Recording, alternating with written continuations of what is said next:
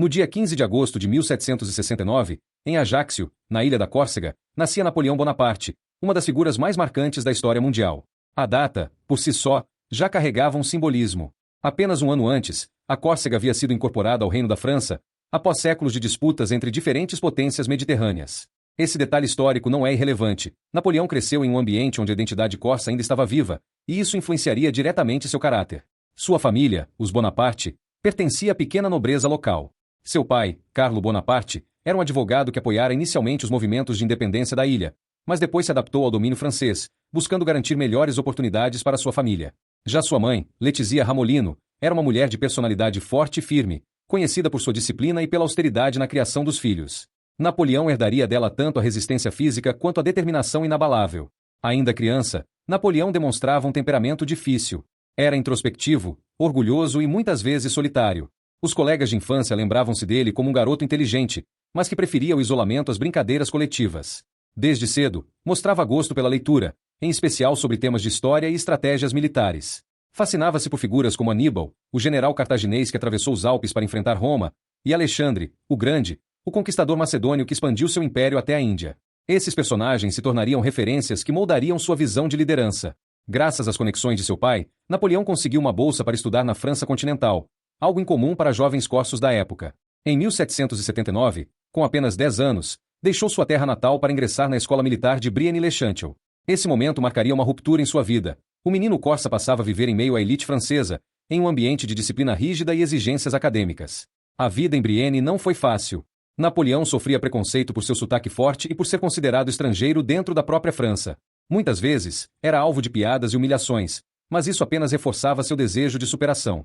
Ele compensava o isolamento social com dedicação aos estudos, destacando-se em matemática, ciências militares e geografia. Além do desempenho acadêmico, sua capacidade de análise estratégica chamava a atenção. Um de seus passatempos favoritos era organizar batalhas fictícias na neve com outros alunos, nas quais demonstrava habilidade em planejar e comandar movimentos, antecipando o que faria anos depois nos campos de guerra da Europa. Em 1784, após 5 anos em Brienne, Napoleão foi aceito na École Militaire de Paris, a mais prestigiada instituição militar da França. Ali, completaria sua formação e iniciaria seu caminho no exército. Ele se especializou em artilharia, uma arma considerada moderna e científica, que exigia raciocínio lógico e precisão, áreas em que ele era particularmente talentoso. Seu tempo em Paris, no entanto, foi curto. A morte precoce de seu pai obrigou Napoleão a concluir os estudos rapidamente para sustentar a família. Assim, em 1785, com apenas 16 anos, foi nomeado segundo-tenente de artilharia no regimento de La Fère. Estava pronto para dar os primeiros passos em sua carreira militar. A juventude de Napoleão Bonaparte foi marcada por contrastes. De um lado, o orgulho corsa, a disciplina familiar e as dificuldades enfrentadas. De outro, a oportunidade de receber uma formação de elite na França. Essas experiências moldaram um jovem ambicioso, disciplinado e com sede de reconhecimento. Ele já não era apenas o garoto de Ajaccio, estava prestes a entrar no tabuleiro da história europeia. Quando Napoleão Bonaparte recebeu sua patente de segundo-tenente de artilharia em 1785, ele tinha apenas 16 anos. Era jovem, ambicioso e recém-formado na École Militaire de Paris. Sua carreira, no entanto, não começaria imediatamente com glórias e grandes feitos. A França da época ainda vivia sob o antigo regime, uma monarquia que privilegiava a nobreza tradicional e mantinha jovens oficiais como ele em postos discretos, sem grandes perspectivas de ascensão. Lotado no regimento de La Fère, Napoleão passou os primeiros anos de sua carreira em rotinas de quartel, aperfeiçoando seus conhecimentos de balística, manuseio de canhões e táticas de artilharia. Embora fosse um período aparentemente monótono, foi essencial para que ele construísse a base técnica que mais tarde aplicaria com genialidade nos campos de batalha. Mas, paralelamente à vida militar, outro fator começava a sacudir a França: a insatisfação popular com a crise econômica e com os privilégios da aristocracia. A Revolução Francesa, iniciada em 1789, viraria de cabeça para baixo a sociedade francesa, e abriria para Napoleão a porta que ele precisava para se destacar. Mesmo tendo formação francesa, Napoleão ainda se considerava corsa em sua juventude. Após a morte do pai, voltou por alguns períodos à ilha natal, envolvendo-se com questões locais. Chegou até a escrever panfletos políticos em defesa da autonomia da Córcega. Durante esse período, aproximou-se do líder nacionalista Pasquale Paoli, mas logo surgiram divergências. Enquanto Paoli via os franceses como opressores, Napoleão começava a perceber que o verdadeiro caminho para a glória estava no serviço à França. Essa mudança de perspectiva seria decisiva. Em vez de lutar por uma Córcega independente, Bonaparte abraçaria o projeto francês como trampolim para seus próprios sonhos. Com o colapso da monarquia, em 1789, o exército francês passou por profundas transformações. Muitos oficiais da alta nobreza abandonaram seus postos, fugindo para o exterior ou sendo perseguidos como inimigos da revolução. Isso abriu espaço para jovens oficiais de origem mais humilde, como Napoleão, que começaram a ser promovidos por mérito e lealdade ao novo regime. Foi nesse contexto que Napoleão começou a ser notado. Inteligente, disciplinado e carismático, destacava-se por sua capacidade de organizar tropas e manter a ordem em meio ao caos político e militar da França revolucionária. O grande marco de sua ascensão precoce aconteceu em 1793, durante o cerco de Toulon. A cidade portuária do sul da França havia se rebelado contra o governo revolucionário e recebido apoio da frota britânica, que ocupava o porto. Reconquistar Toulon era fundamental para os revolucionários, mas as tropas francesas enfrentavam dificuldades para expulsar os britânicos. Foi então que o jovem capitão Napoleão Bonaparte se destacou. Ele apresentou um plano ousado: reposicionar a artilharia em pontos estratégicos para bombardear a frota inimiga e forçá-la a se retirar. O plano foi aceito e, executado com precisão, resultou na vitória francesa. O sucesso em Toulon não apenas salvou a cidade, como também lançou Napoleão no centro das atenções. Seu talento como estrategista era inegável. Aos 24 anos, havia demonstrado que possuía algo raro: a capacidade de enxergar soluções criativas em meio a crises militares.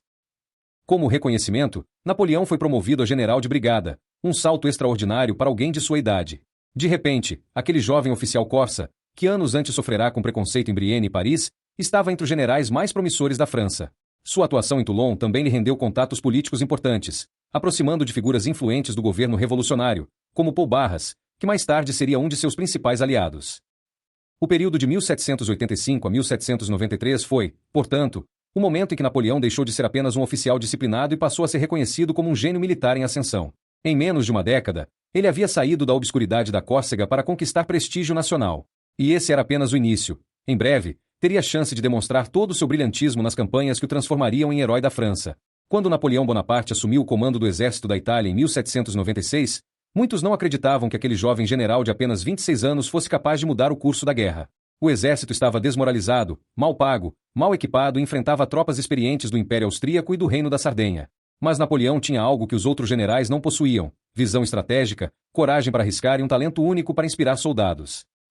A França revolucionária estava em guerra contra quase toda a Europa. A Itália era um território estratégico, dominado por estados aliados dos austríacos. Vencer ali significaria não apenas abrir caminho para Viena, mas também consolidar a influência francesa no continente. Os soldados franceses, no entanto, viviam em condições miseráveis. A fome e o desânimo tomavam conta das tropas.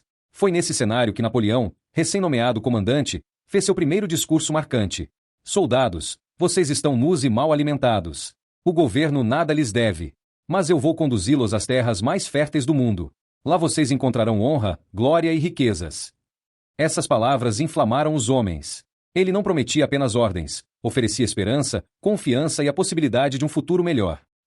Ao contrário de muitos generais da época, que comandavam de longe, Napoleão acompanhava de perto suas tropas. Compartilhava da mesma comida, marchava ao lado dos soldados e demonstrava energia inesgotável. Essa postura criou um vínculo de lealdade quase inquebrável. Além disso, ele sabia como valorizar seus homens. Cada vitória era exaltada, cada regimento que se destacava era celebrado. Napoleão transformou um exército decadente em uma máquina de combate motivada. Em poucos meses, a campanha da Itália tornou-se um espetáculo de vitórias sucessivas. Batalha de Montenotte, abril de 1796, a primeira grande vitória, onde dividiu as forças inimigas e derrotou os sardos.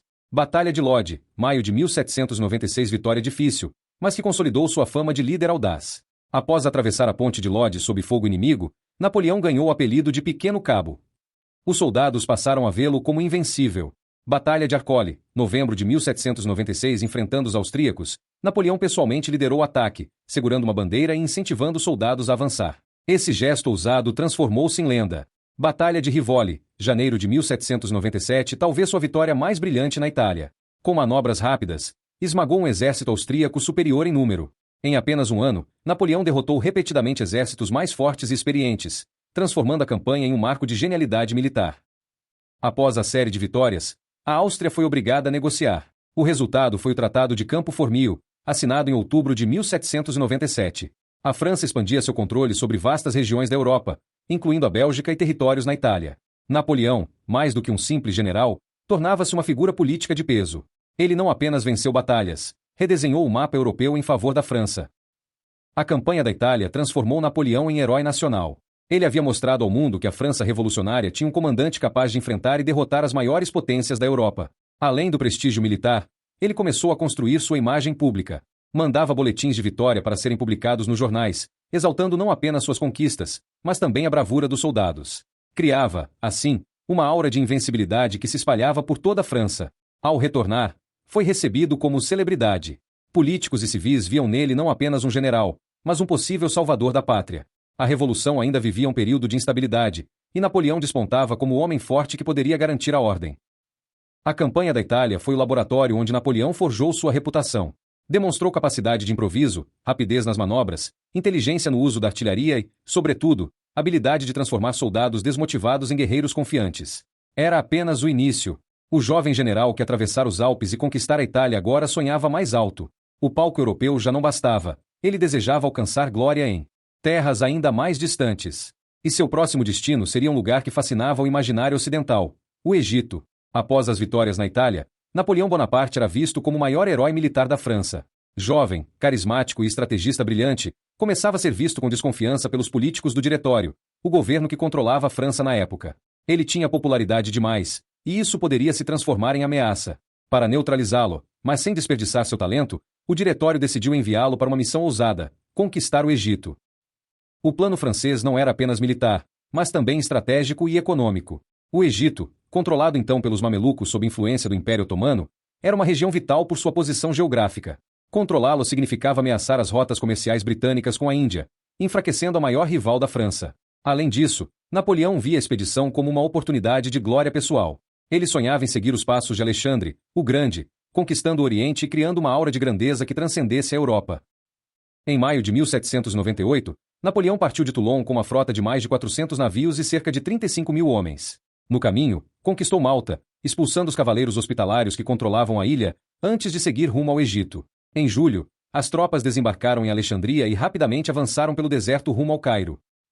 No dia 21 de julho de 1798, Napoleão enfrentou os mamelucos às margens do rio Nilo, em um confronto que ficaria conhecido como a Batalha das Pirâmides. Os mamelucos eram cavaleiros experientes, temidos por suas cargas rápidas, mas Napoleão organizou suas tropas em formações de quadrado, protegendo-se com fileiras de infantaria e artilharia em todos os lados.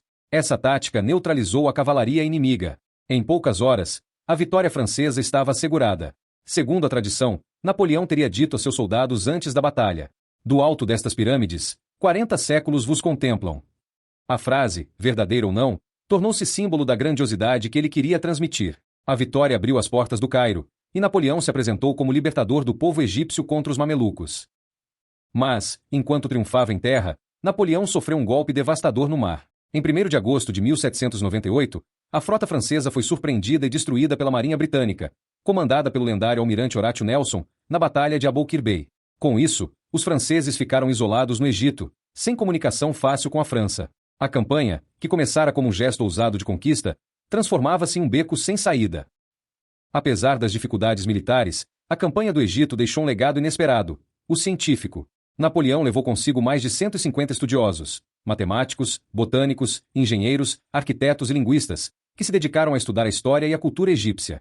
Foi nessa expedição que os franceses descobriram a famosa Pedra de Roseta, que mais tarde permitiria a decifração dos hieróglifos egípcios. Além disso, os relatos e registros resultaram na monumental obra de Inscrição do Egito, publicada anos depois, que revelou ao mundo europeu os tesouros da civilização faraônica. Napoleão, portanto, não buscava apenas vitória militar. Queria também conquistar prestígio intelectual, associando sua imagem à ciência e ao progresso. Apesar dos esforços, a campanha no Egito não produziu os resultados esperados. As rebeliões locais, a resistência otomana e o bloqueio britânico tornavam a situação insustentável. Em 1799, ao saber que a França enfrentava crises internas e ameaças militares na Europa, Napoleão tomou uma decisão audaciosa. Abandonou o exército no Egito e retornou secretamente à França. Seu desembarque em outubro de 1799 foi triunfal. Mesmo sem ter vencido a guerra no Egito, ele conseguiu manipular a narrativa, apresentando a expedição como um grande feito. O povo francês não via a derrota naval, mas sim o general que desafiara as areias do deserto e retornava como herói. A campanha do Egito marcou uma virada na trajetória de Napoleão. Embora não tenha alcançado os objetivos militares, serviu para ampliar sua fama, fortalecer seu mito e abrir o caminho para algo ainda maior. A França estava mergulhada em instabilidade política. O diretório era visto como fraco e corrupto, e o povo ansiava por um líder forte. Napoleão, com seu prestígio e sua aura de vencedor, parecia ser o homem ideal para assumir o comando. Poucos meses depois de voltar do Egito, ele daria o passo decisivo para transformar-se não apenas em general, mas em governante, o golpe do 18 de Brumário. Quando Napoleão retornou secretamente do Egito em outubro de 1799, a França vivia uma situação crítica. O Diretório, sistema de governo instaurado após a Revolução Francesa, estava desacreditado. Corrupção, ineficiência e derrotas militares haviam enfraquecido completamente sua autoridade. A economia enfrentava dificuldades, a inflação corroía os salários e a instabilidade política era constante. O povo ansiava por ordem e estabilidade. E nesse cenário turbulento, Napoleão apareceu como a figura providencial. Ele não era apenas um general vitorioso, era o herói que parecia capaz de salvar a França da anarquia. O diretório era composto por 5 membros que governavam de forma colegiada, mas viviam em disputas internas. Não havia liderança firme, e os inimigos internos e externos da Revolução ameaçavam o país constantemente. Muitos políticos moderados e até revolucionários acreditavam que Napoleão poderia ser a solução. Entre eles estava Emmanuel Joseph Sieyès, um dos diretores e autor do célebre panfleto Que é o Terceiro Estado. Sieyès já tramava a queda do diretório e viu em Napoleão o homem ideal para executar o plano. O golpe foi cuidadosamente arquitetado para ocorrer em 9 de novembro de 1799, de acordo com o calendário revolucionário, 18 de Brumário, ano 8º. O plano consistia em deslocar os deputados do Conselho dos 500 e do Conselho dos Anciãos, as duas casas legislativas, para fora de Paris, sob pretexto de uma ameaça de conspiração. Eles foram levados para Saint-Cloud, um palácio nos arredores da capital. Enquanto isso, tropas leais a Napoleão ocupavam pontos estratégicos de Paris, garantindo que qualquer resistência fosse rapidamente sufocada. Na manhã do 18 de Brumário, Napoleão dirigiu-se ao Conselho dos Anciãos. Seu irmão, Lucien Bonaparte, presidente do Conselho dos 500, ajudava a conduzir a operação de dentro da Assembleia. Napoleão tentou discursar, alegando que era necessário salvar a França da desordem e da corrupção do diretório. Mas sua oratória não tinha o mesmo brilho que sua estratégia militar. Alguns deputados reagiram com indignação, acusando de tentar instaurar uma ditadura. No Conselho dos 500, a situação ficou tensa. Napoleão chegou a ser vaiado e até ameaçado fisicamente. Foi então que Lucien Bonaparte interveio, ordenando que as tropas retirassem à força os deputados mais hostis. Com a Assembleia controlada pelos soldados, os opositores foram dispersados. Poucas horas depois, os diretores renunciaram ou foram depostos. O diretório deixava de existir. No lugar do diretório, foi instaurado o consulado, com 3 cônsules à frente do governo, Napoleão Bonaparte, Sieyès e Roger Ducos. Na prática, porém, Napoleão rapidamente assumiu a liderança absoluta, tornando-se o primeiro cônsul. Era um regime que mantinha a aparência de governo coletivo e de continuidade da Revolução, mas, na realidade, concentrava o poder em suas mãos. O golpe do 18 de Brumário não foi apenas uma manobra política. Foi a transição definitiva da França revolucionária para uma França autoritária, liderada por um homem forte. A propaganda napoleônica tratou de apresentar o golpe não como uma traição à Revolução, mas como sua salvação. Napoleão se colocou como herdeiro natural de 1789, prometendo preservar as conquistas revolucionárias, igualdade civil, laicidade, liberdade de culto, ao mesmo tempo em que restaurava a ordem e a estabilidade que o povo tanto desejava. Ele surgia como mediador entre os ideais da Revolução e a necessidade de disciplina e poder centralizado. Era, na prática, o início de um novo regime que misturava elementos republicanos com forte caráter pessoalista. O golpe do 18 de Brumário consolidou Napoleão não apenas como um gênio militar, mas como um político habilidoso e ousado. Ele soube aproveitar a crise e a fraqueza das instituições para se projetar como líder indispensável. Com o consulado, começava a era do governo pessoal de Napoleão, que em poucos anos o levaria a transformar-se em imperador dos franceses. O general Corsa, que crescerá solitário e disciplinado, que atravessara os Alpes com soldados famintos e conquistara vitórias improváveis, agora tinha em suas mãos o destino de toda a França. Com o sucesso do golpe do 18 de Brumário, Napoleão Bonaparte assumiu o posto de primeiro cônsul em 1799. Embora, oficialmente, o consulado fosse dirigido por 3 cônsules, na prática, desde o início, Napoleão concentrou em suas mãos a maior parte do poder. Era o comandante militar vitorioso, o homem que o povo enxergava como salvador da pátria e, sobretudo, o único capaz de restabelecer a ordem em uma França exausta por uma década de revolução e guerra.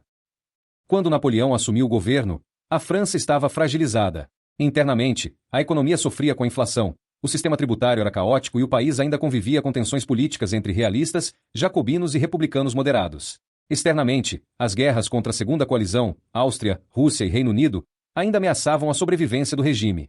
Era necessário reorganizar a nação em todos os aspectos: político, social, econômico e militar. E Napoleão, com sua energia incansável e visão pragmática, não tardou a agir. Uma das primeiras medidas de Napoleão foi legitimar o novo regime através de um plebiscito, no qual a população aprovou uma nova constituição que concedia poderes extraordinários ao primeiro cônsul. Embora houvesse manipulação nos resultados, o gesto deu uma aparência de apoio popular ao seu governo. O consulado funcionava como uma república apenas no papel. Na prática, Napoleão tinha o controle da administração, da justiça, do exército e da diplomacia. Era um regime fortemente centralizado, onde tudo passava pela sua aprovação. Napoleão acreditava que, para garantir sua autoridade, precisava reorganizar profundamente o Estado francês. Entre suas principais medidas, destacam-se: promulgado em 1804, o Código Civil, também conhecido como Código Napoleônico, foi talvez sua reforma mais duradoura. Ele estabeleceu princípios como igualdade de todos perante a lei, proteção da propriedade privada, liberdade de culto, fim dos privilégios feudais. Apesar de progressista em muitos aspectos, o Código reforçou a autoridade paterna sobre a família e limitou os direitos das mulheres, refletindo a mentalidade conservadora da época. Mesmo assim, sua influência foi gigantesca, servindo de base para sistemas jurídicos em vários países até os dias atuais. Em 1800, Napoleão fundou o Banco da França, uma instituição que estabilizou a moeda e trouxe confiança à economia. Foi um passo crucial para superar o caos financeiro herdado da Revolução.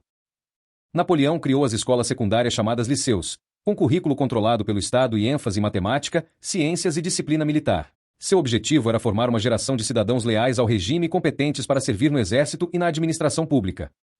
Ele reorganizou o sistema administrativo em departamentos, cada um dirigido por prefeitos nomeados diretamente pelo governo central.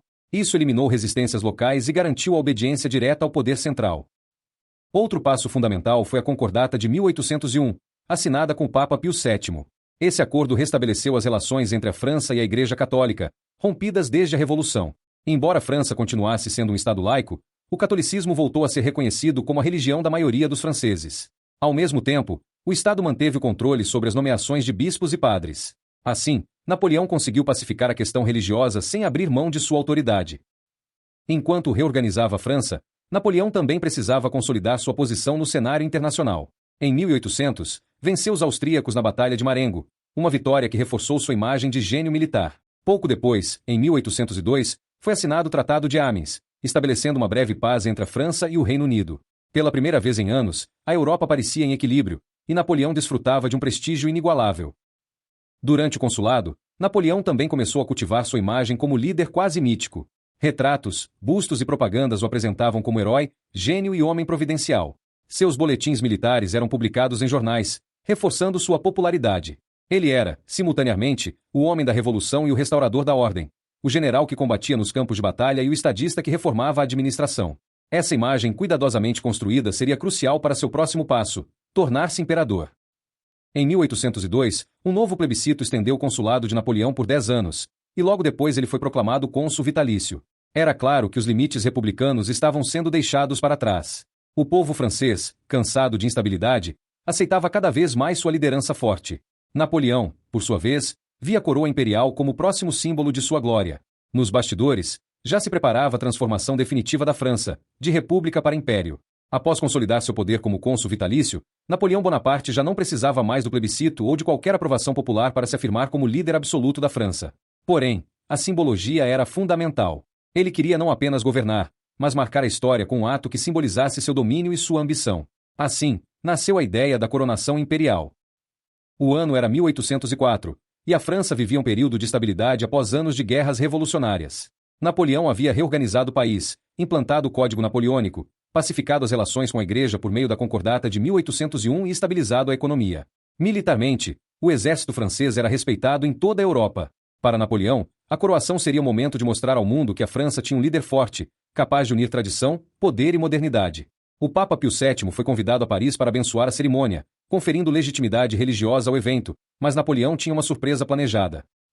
O dia da coroação, 2 de dezembro de 1804, ficou gravado na história. Paris estava em festa, e a Catedral de Notre-Dame preparada para um evento grandioso, repleto de pompa e simbolismo. O momento mais emblemático ocorreu quando Napoleão, em um gesto de audácia e autonomia, tomou a coroa das mãos do Papa e coroou a si mesmo diante de toda a Europa. Ao fazer isso, enviava uma mensagem clara. Ele não dependia da Igreja ou de qualquer autoridade externa para legitimar seu poder. Napoleão era o criador do próprio destino. Após a coroação de Napoleão, sua esposa Joséphine de Beauharnais também foi coroada, completando o ritual imperial. Pinturas e relatos da época enfatizam o esplendor do evento, com a presença de dignitários de toda a Europa e a grandiosidade do cenário. A coroação consolidou Napoleão como imperador dos franceses, transformando a França de uma república instável em um império moderno, centralizado e forte. Para os franceses, o ato representava estabilidade e ordem. Para a Europa, era a demonstração de que Napoleão estava no auge de seu poder e que a França emergia como potência dominante. Ao mesmo tempo, a ação de se autoproclamar líder absoluto reforçou a imagem de Napoleão como homem providencial, alguém que controlava não apenas o destino da França, mas o rumo da história. Era o ápice de sua ambição até então. Com a coroação, Napoleão consolidou sua autoridade interna, mas também se preparava para projetar o poder francês no continente. Nos anos seguintes, iniciaria as campanhas que transformariam a Europa, derrotando exércitos austríacos, prussianos e russos, reorganizando territórios e impondo tratados que ampliariam a influência da França. A coroação, portanto, não foi apenas um evento simbólico.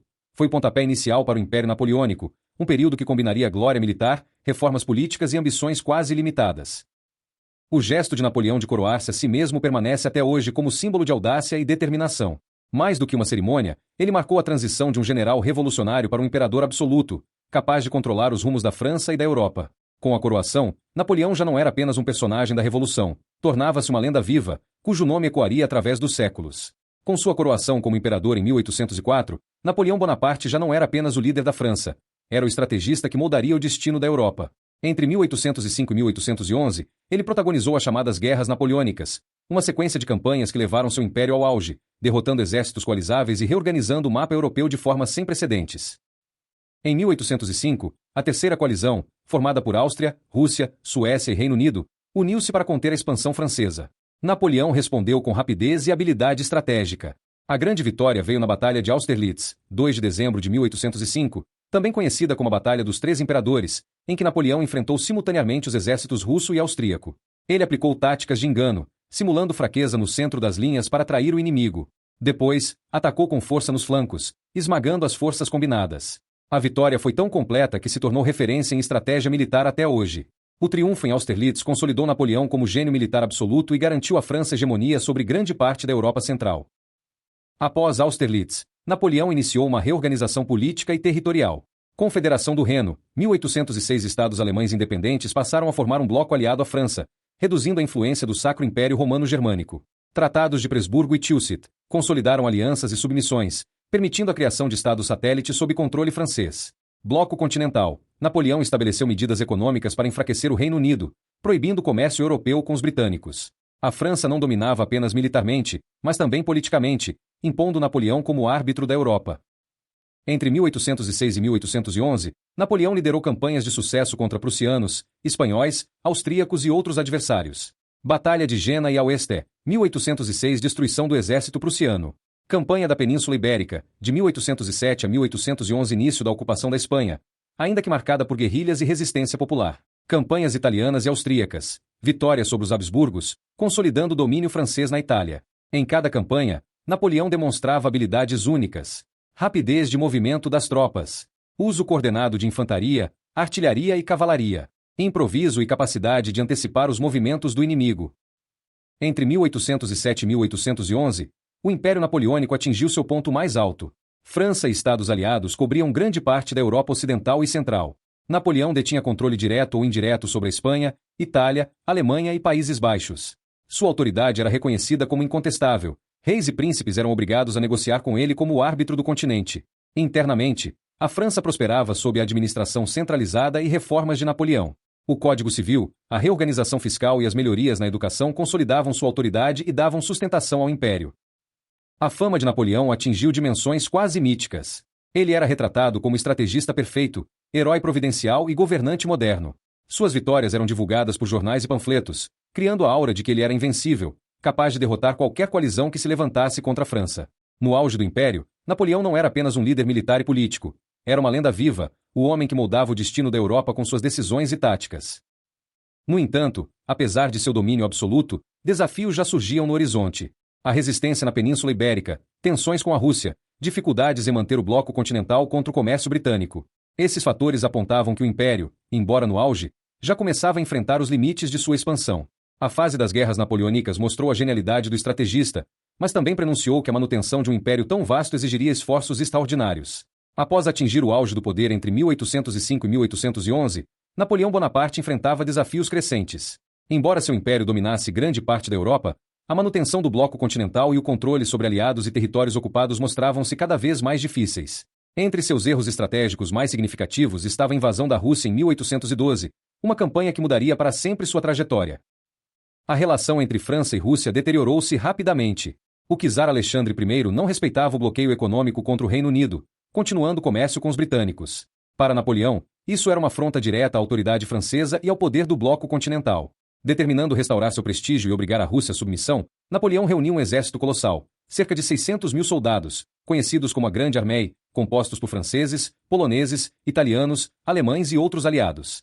Era o maior exército europeu já reunido até então. A invasão começou em junho de 1812, avançando em direção a Moscou. Napoleão contava com uma vitória rápida, como acontecerá em campanhas anteriores, mas a realidade mostrou-se cruel. Os russos, liderados pelo general Mikhail Barclay de Tolly e depois pelo general Kutuzov, adotaram a tática da terra arrasada. Retiravam-se constantemente, destruindo suprimentos e queimando vilas. Negavam à Grande Armée alimentos, água e abrigo. Atrasavam o avanço francês. Em setembro de 1812, ocorreu a Batalha de Borodino, uma das mais sangrentas da era napoleônica. Mais de 70.000 soldados foram mortos ou feridos. Os franceses conquistaram o campo de batalha, mas a vitória foi pírrica, sem decisivo colapso do exército russo. A resistência obstinada mostrou que a Rússia não seria facilmente subjugada. Napoleão entrou em Moscou, esperando forçar a rendição do czar, mas encontrou a cidade praticamente deserta e incendiada, tornando impossível suprir suas tropas. Sem recursos, o frio e a fome começaram a devastar a Grande Armée. O inverno russo transformou-se em inimigo implacável. Baixas por frio, fome e doenças foram enormes. Ataques de guerrilheiros russos e escaramuças constantes aumentaram o caos. Das 600.000 tropas iniciais, apenas cerca de 100.000 sobreviveram para sair da Rússia. O fracasso não foi apenas militar, foi um golpe moral devastador para Napoleão e sua aura de invencibilidade. Enquanto Napoleão sofria na Rússia, a Sexta Coalizão, Áustria, Prússia, Rússia, Reino Unido, Suécia e outros, aproveitou a oportunidade. Reconquistaram territórios ocupados. Invadiram a França por múltiplas frentes.